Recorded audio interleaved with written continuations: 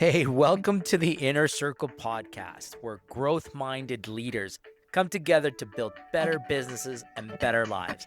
I'm your host, Hector Alvarado.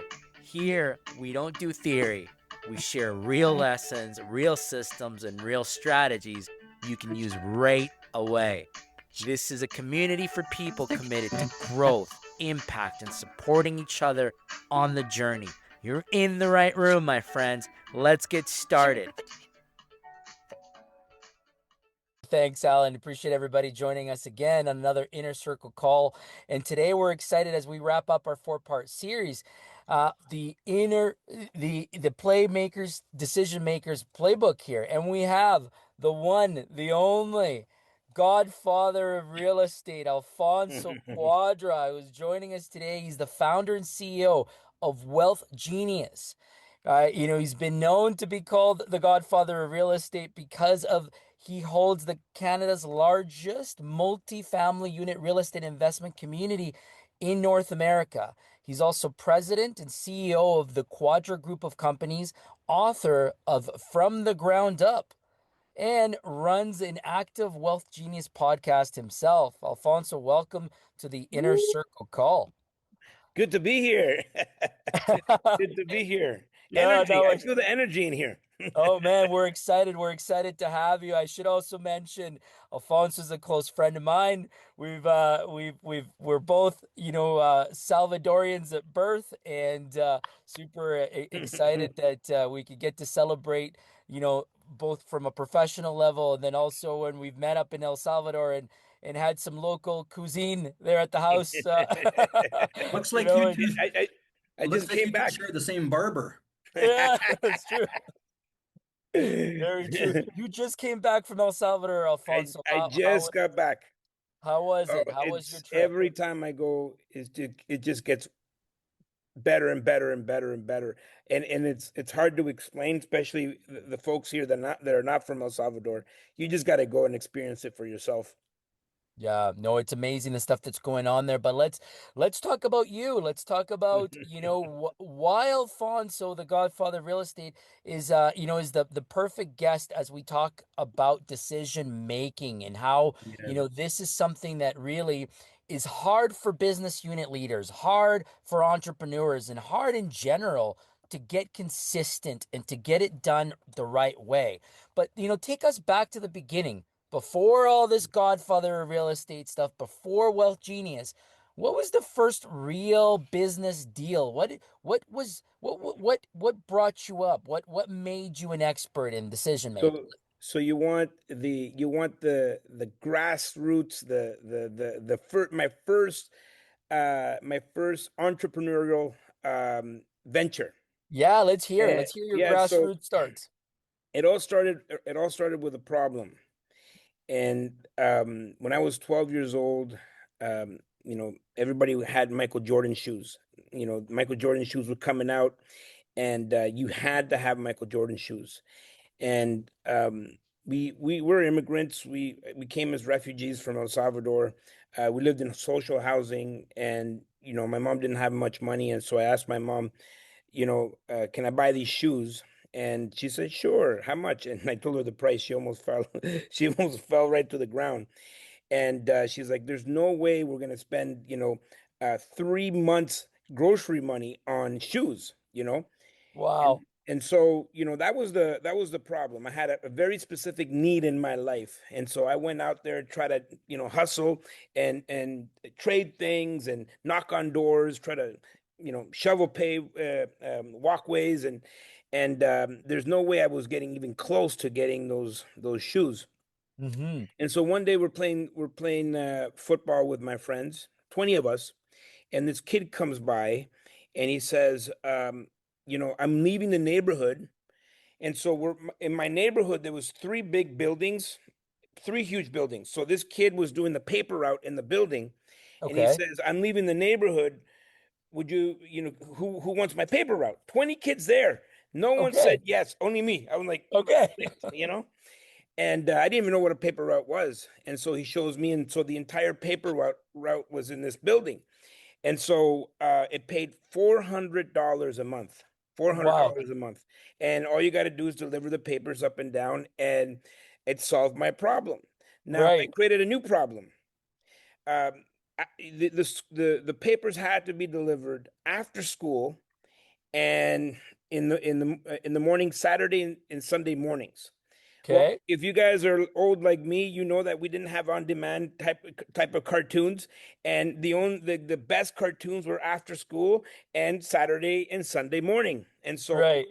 I'm like, I like the money that I'm making, but it's really cutting into my life enjoyment here. Yeah. And so, I remember sitting at my friend's Johnny's house, and I'm wearing my fresh kicks. I got Yeah. MJ's on, I got my Michael Jordans on, and he was poor like me, and he's like, "Whoa, where'd you get those shoes?"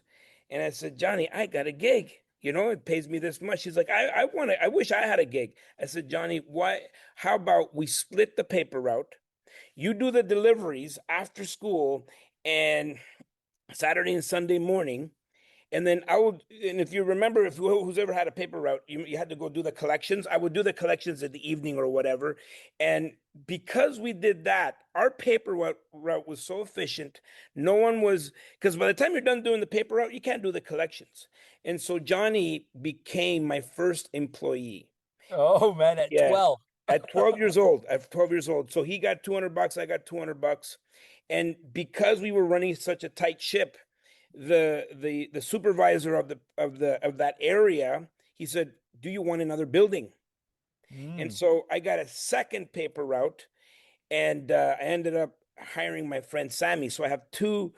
So that one paid $300 a month. I split that with Sammy. He got 150. Johnny got $200, and I was made. I learned the value of leadership. And because these guys like to sleep in, if they slept in, I was going to be in trouble. So I didn't want to be the one to miss my cartoons. So that was my Right. very first uh that was without even knowing I was an entrepreneur, without even knowing I was leveraging other people's time. That was my Mhm. very first entry into this entire world.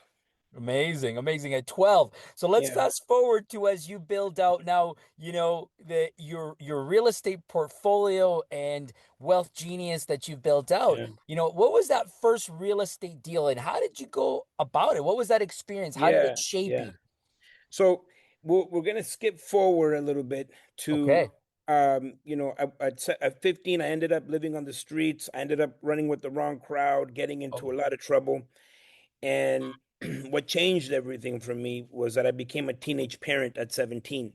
wow. 1995, right? So Wow. my daughter's turning 31. Wow. That's Um, amazing. Her birth really changed something in me. Um, it it it it got me to stop blaming other people for my problems. I had a lot of excuses when I was a teenager, and Hmm. why my circumstances and why I ended up in that situation in the first place. And when my daughter was born, I realized that, hey, it's not all about me. There's this little human that I brought into this world. Now I got to step up. And so in 1995, this is when I started my very first company. It was a clothing company that by the Okay. time I was 20, I brought it to the millions, with locations all across Canada. Now, the problem with that was that I wasn't very financially literate. I was, obviously I've been poor all my life, and when you start making money, you start spending money. So I was very much a consumer. I wasn't an investor. I And then see. and then that met a bad economy in the early 2000s. And so now I find myself 24 years old, about to lose everything. And so I realized how vulnerable I was with business. And so Hmm. my idea was to create a secondary stream of income that was indestructible, Armageddon-proof. And I started Okay. to educate myself. I started to study the wealthy and to see what they do. And 26 plus years ago is when I decided to start real estate full time. And I realized that the wealthiest people in the world, they don't have smaller properties. And so right from the very beginning, I got into larger apartment buildings, 7 units at a time. Then I scaled up to 10, 20, 30, 40. Wow. Now we're just under 1,000 doors across Canada and the U.S. Amazing. Amazing. Like that's a dream. Great job in scaling to that level. It's quite the accomplishment, to hear somebody be able to do Appreciate that. that. And I mean, I can relate. Like, I have a passion for real estate, Yeah. and I've dabbled, not to that extent, but certainly, it's amazing to hear how an inner city kid, immigrant kid, can get to that level of growth. So amazing. Now let's talk about through that though. You built this organization, you built the Quadra Group of Companies and Wealth Genius into what they are today. And it sounds like it's been happening over decades, right? But what Yeah. was the turning point? The moment you went from the guy that you own these deals to someone that other investors want to follow and learn from. And how does that happen? How does that transition occur? Well, I used to think leadership was all about being the boss. Hmm. And when someone would say leadership to me, it was like, oh, that's the boss. That's you got to be a leader, you have to be a boss. Okay. When I started to educate myself on leadership, I realized that's the very first level of leadership. It's like, you got the title of the boss. If you want people to follow, you got to build community. You got to build super fans. And so Hmm. I did that with my very first business. I built super fans. I was very much involved in the community. We used to do concerts and events, and I would have I didn't have a business. I had a business that people would fight for, right? And so you get everybody involved, and now it transcends just being a regular business. It's like people are called to work with us. And so I sold my companies when I was about 30 years old, Okay. now about 19 years ago. And I had my real estate portfolio, and I realized I didn't have to work another day in my life. And so I said, well, what am I going to do with the rest of my life? And so I wanted to live a life of fulfillment. I wanted to, obviously, I'm happy to be free of my time, but I just wanted to choose. I didn't want to stop working at 30 years old. That's boring. But I wanted to be fulfilled. And what fulfills me is helping people. And so I Hmm. thought, okay, you know what? I want to teach people how to build wealth through real estate and business because I built both, right? I mean, the reason I'm here is because I turned the real estate into a business. It Correct. wasn't just a sideline. And so I've been teaching for about 19 years people how to build businesses and scale their real estate portfolio. And I grind, like I didn't know about speaking. I thought people would just like sign over a check, just sign, do a keynote or whatever, you know what I mean? And it wasn't like that, right? I had to provide massive value because I'm not a celebrity, Right. and so I slowly started to figure out how this works. And um, the turning point for me, Hector, is the book Superfans. I don't know if you guys have read that book, Superfans. Super fans. Let's put it Yeah, on the notes. yeah. Put it in the notes. Patrick Flynn, Superfans, and the idea that I had before, because this is when social media was extremely relevant, and you need to have millions of followers, you need to have millions of likes, and you got to go viral. And what I realized is that you don't need millions of people. You Hmm. need 1,000 to 2,000 customers that you deliver on your promise, and you do such a good job that they want to buy anything that you have, right? Or any Hmm. other second generation product. And so that's when I realized that it was like it just changed the trajectory of how I was going to grow my business. I was no longer focused on millions of people. I just want to serve the people that are in front of me, and they will Right. talk to other people, they will pull other people, they will drag other people because they believe in the product and they believe in what we're doing so much that the business just grew organically. I see. So it's interesting that your approach changed, from trying to drive growth through tech or through other marketing means to driving growth through engagement and through value add activity that you, as you Yeah. say, creates the super fans, eh? Yeah.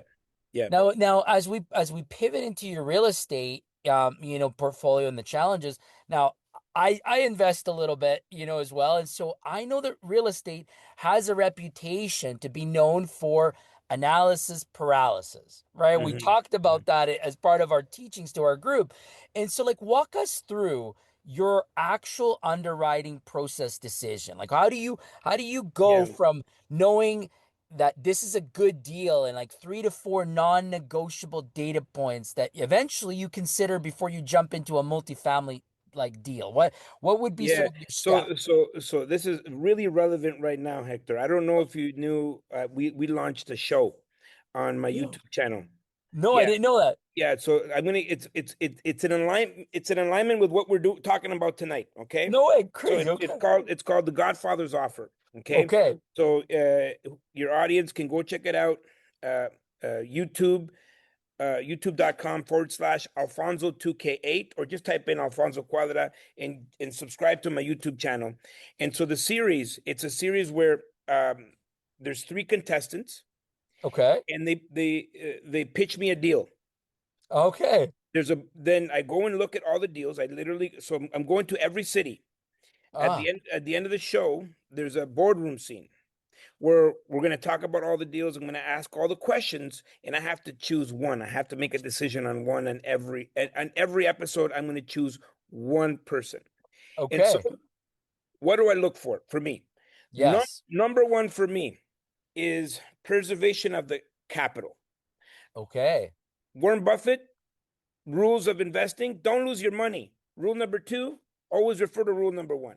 So the return on investment is secondary to the preservation of capital. So protect the capital at all cost. uh, Mm-hmm. my capital should go out there and come back with friends, right? Some Right. people send their capital out, and they're not sure, they're guessing, they're hoping, they're smoking the hopium. And so that is number one for me. Number two, then I look at the opportunity and I ask myself, what is the worst case scenario here?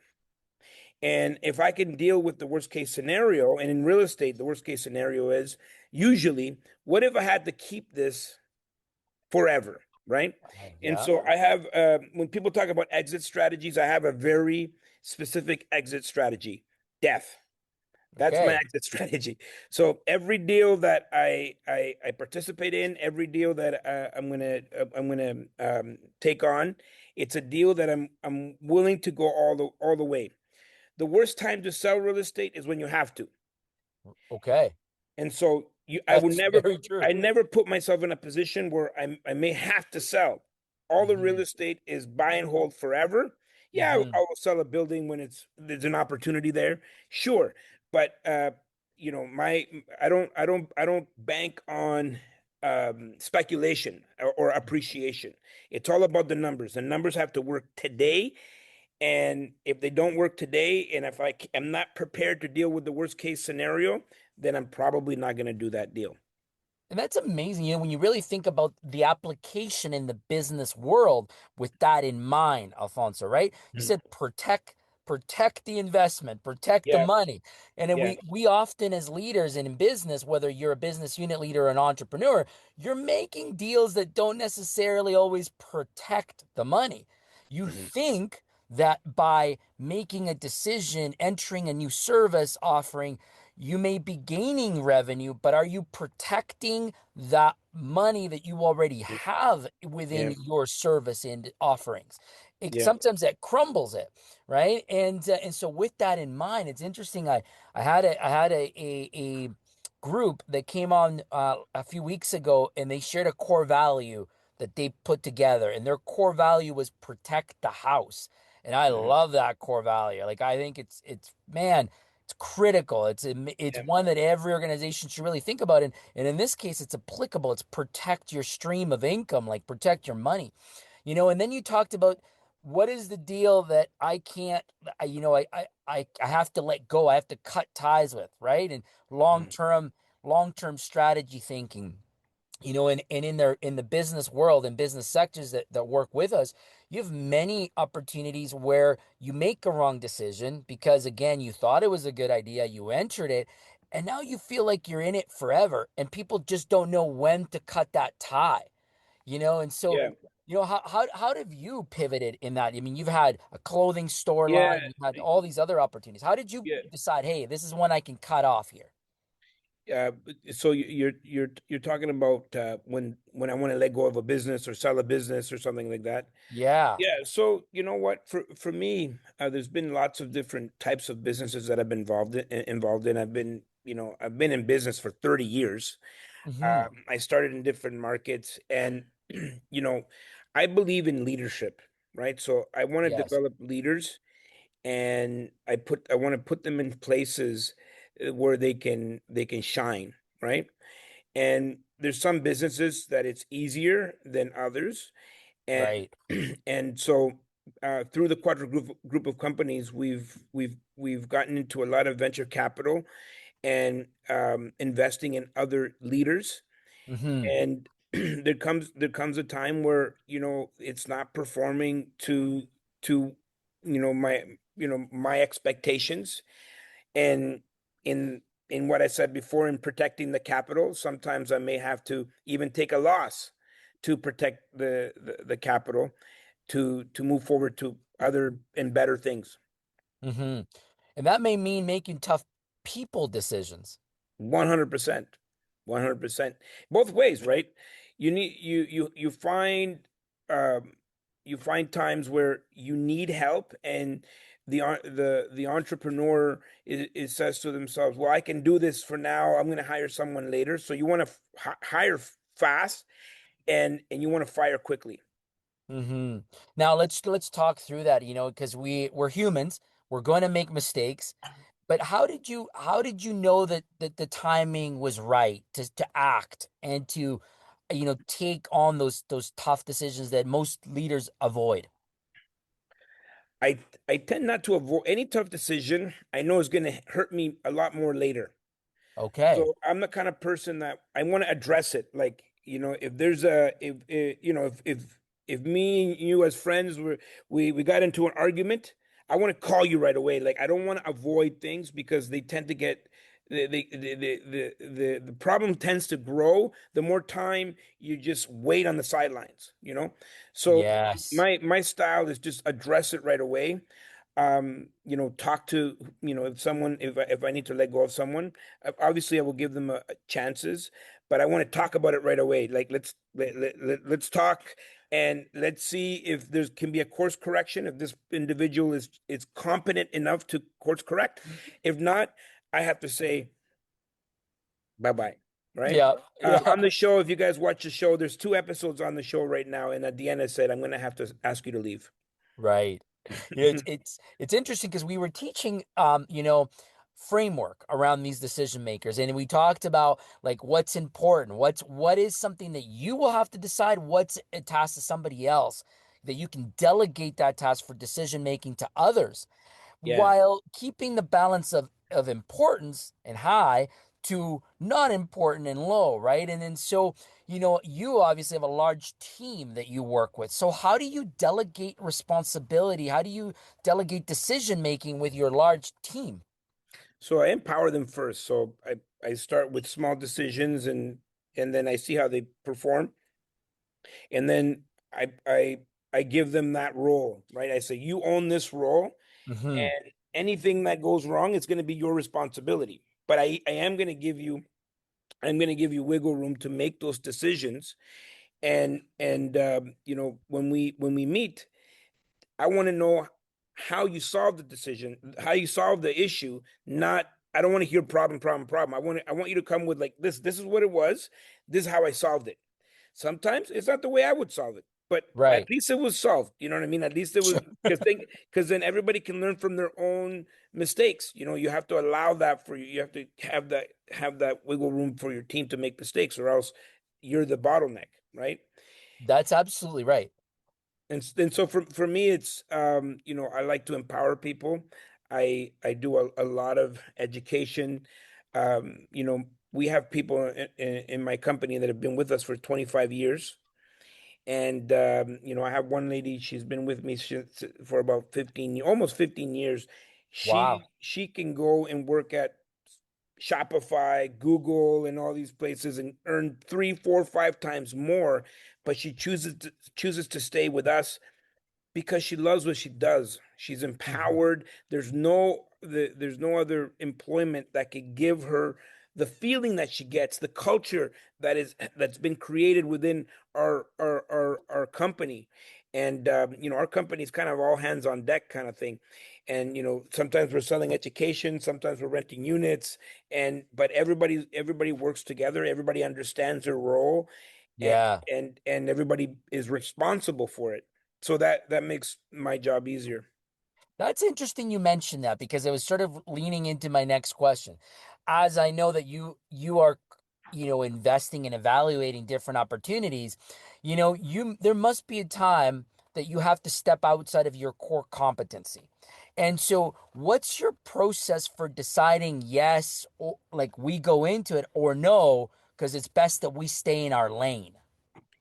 You know, Anytime you start something new, you will be outside of your core competency. Okay. Now, the thing about that is that if you haven't done it, it's going to be very hard to delegate it. Yes. So, there's no one that is going to come to me and say, "Hey, if I ask someone to clean up, it's not like I've never cleaned up before. Yeah. You know what I mean? So, I think there is going to be, you're going to identify that. Sometimes you think you're good at something, but you're really not. You know what I mean? And so you wanna try things. You wanna have tried many things in your own company, and it's just so you know that how it works. For example, we have lots of property managers, we have lots of people that are working for us, maintenance people. So I know how long things take because I've done these things. I know because I've cleaned the window, Sure. I've Yeah. done You've all these experienced things. it. Yeah, so so no one can lie to me and say, "Oh, I did it. It took me this long, or it took me that long." And so, I think there is going to be value in doing things that are not within your wheelhouse, Hmm. but just don't stay there. Don't overstay your welcome. Interesting. So what you're saying is be willing to risk, learn, but adapt. Like Yeah, don't get comfortable in that state because that's when it could yeah, literally go wrong for you. for sure, for sure. That's it. That's Yeah, an interesting one. Now, you've had many partners, I'm sure, operators that have joined in with your deals. What's the framework for deciding who gets access to co-invest with you versus who doesn't? Because that's like a people decision, right? yeah. So this is going back to Warren Buffett's rules of investing. Invest in the leaders. Invest in a product that you understand. If you Mm-hmm. can't explain the investment to your mother, if she called you and say, "What are you investing in?" If you can't explain it, it's probably not something that you should be doing, right? So understand what you're investing in, and understand the business that you're working in, and and and trust the leaders, right? So bring on great leaders, or if you're investing into a company or a property or an operator, it's the leadership that you're investing in. Yeah. Now, that's important because a lot of our listeners, a lot of our business owners are today learning to assess the leadership in their organization, and they are learning to develop as leaders themselves. And so, it's something that is still on the learning stages, but what would be one of those leadership traits that you would say, listen, you got to learn this. You got to master this skill if you're really looking to be an excellent decision maker, an excellent leader? What would that be for you, Alfonso? Build relationships with your people, Okay.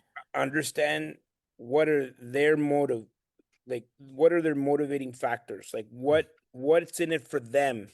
you know um Everybody asks, what's in it for me?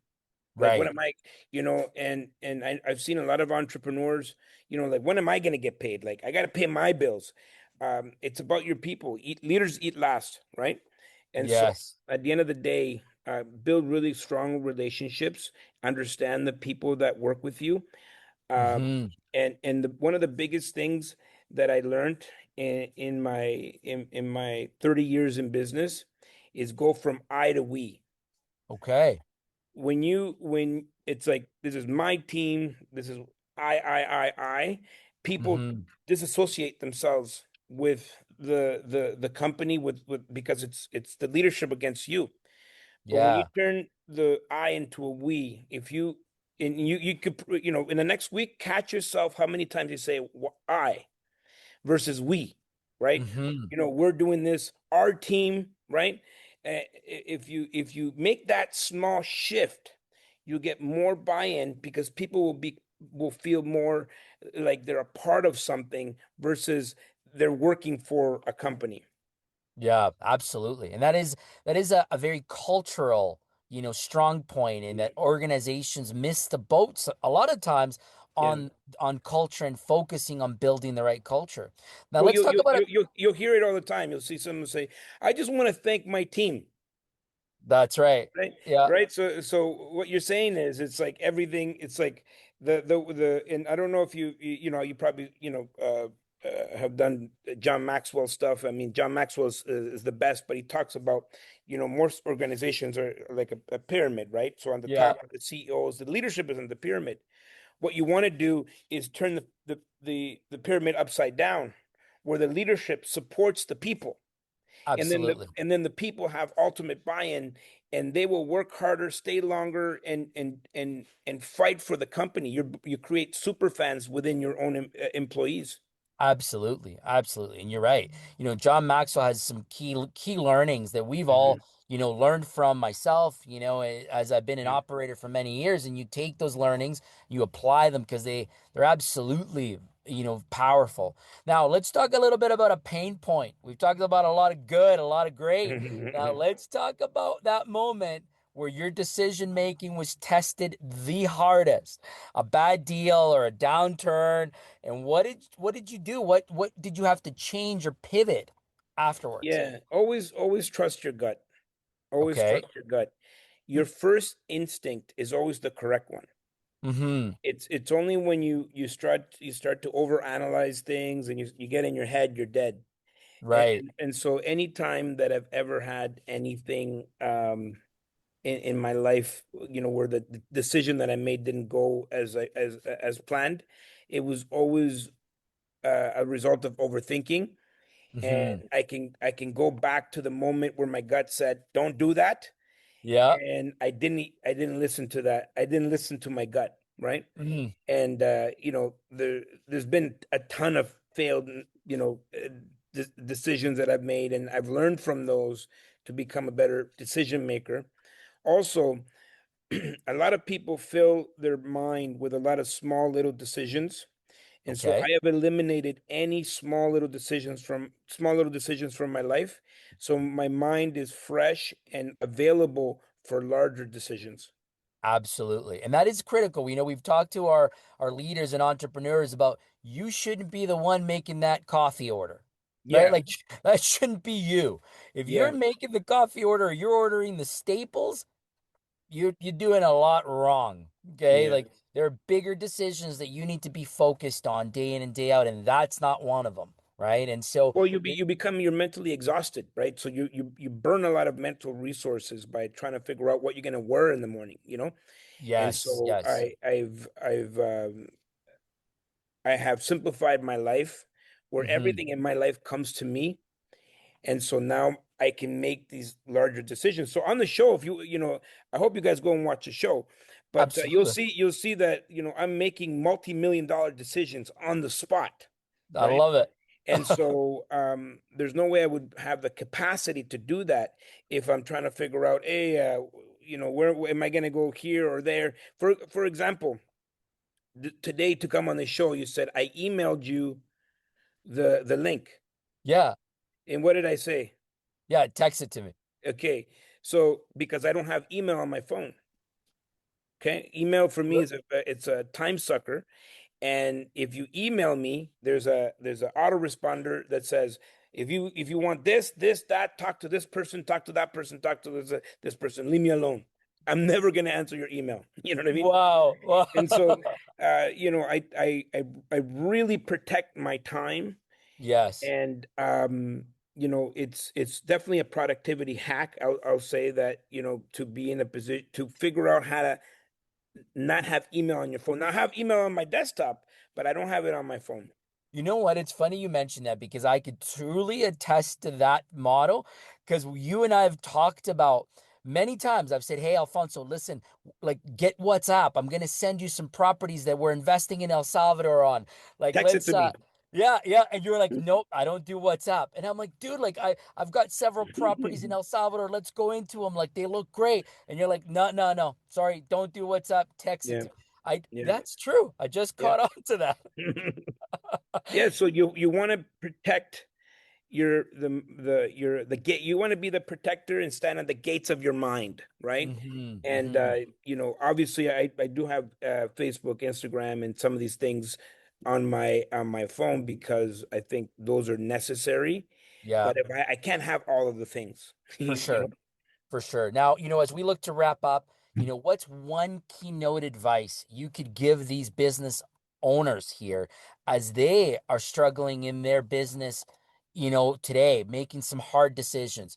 What is it that you would tell them to go and focus on to help them make clear, more powerful decisions? What's the one takeaway? Well, you gotta follow the successful people, right? How do successful people make decisions versus unsuccessful people? Well, Mm-hmm. unsuccessful people take forever to make a decision, and by the time they make a decision, they already changed their mind. Successful people make decisions quickly and they change their mind slowly. So once they're in Mm-hmm. something, once they make a commitment to something, they're in it for good. um, Unsuccessful people make decisions based on their current situations, while successful people make decisions based on where they're going. Wayne Right. Gretzky said, "Skate to where the puck is going, not to where the puck is, because if you skate towards the puck, you miss the puck." And so, the most powerful thing that you could do is understand your goals and understand the target, Mm-hmm. and all you got to do is make sure that every decision that you make is in alignment with that goal. Absolutely. And then the last thing I want to say, going back to what we talked about before, unsuccessful people waste a lot of mental resources on all the smallest little decisions. By the time it gets to big decisions, they're just too exhausted. And so, um, successful people, what they do is they turn all those small little decisions in their life into routines. Mm-hmm. And you see Steve Jobs wore that same black turtleneck and the mom jeans for years. You know, Obama wears the same color suit, maybe navy or blue, navy or black. But anybody that's achieved anything, just watch what they do. They simplify their lives. Absolutely. Absolutely. That's powerful, man. I love it. Well, I appreciate you making time for being here today, Alfonso. It's been a pleasure. That's a wrap for today's episode of The Inner Circle. If something in today's conversation resonated, inspired you, or gave you a breakthrough, please share it with someone you care about. The right idea at the right time can change someone's business and their life.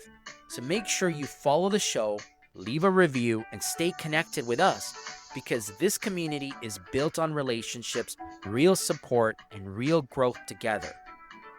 Remember that clarity means nothing without action. So choose one insight from today, put it into motion this week, and notice the shift.